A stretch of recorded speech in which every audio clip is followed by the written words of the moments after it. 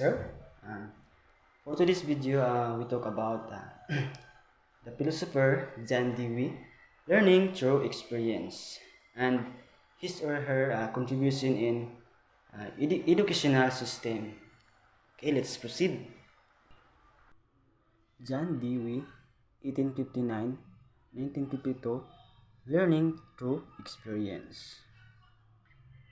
John Dewey, a prominent American philosopher, psychologist, and educational reformer, profoundly influenced the field of education with his philosophy of learning through experience or experiential learning.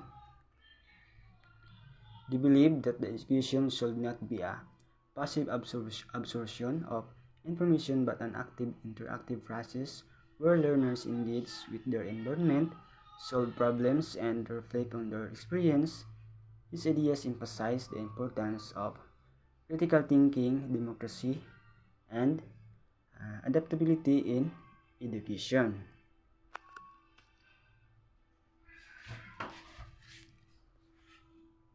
Dewey argued that education should be relevant to the learner's life and should foster problem-solving skills, creativity, and social responsibility. Instead of rote memorization, students should be encouraged to explore, experiment, and collaborative.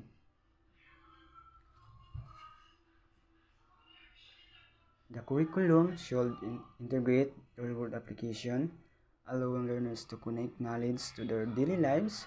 Teachers should act and facilitate, guiding students to discover and construct knowledge rather than simply delivering information.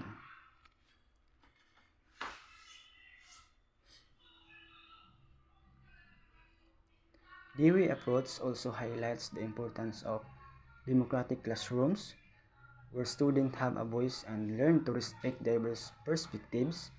This prepares them to informed citizens in a democratic society. Key takeaways from Dewey approach: learning by doing. Students learn best when they actively engage with the material rather than passively receiving information. Problem-based learning.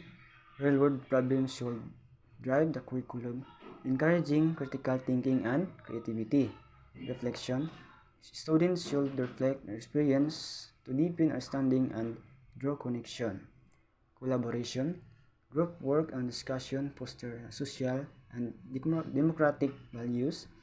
Relevance. Education should be connected to student lives and interests, making it meaningful and motivating.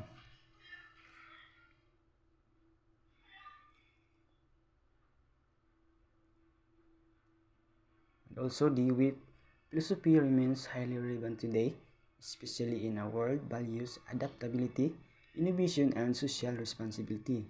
His ideas challenge traditional education system to evolve and prioritize the holistic development of learners.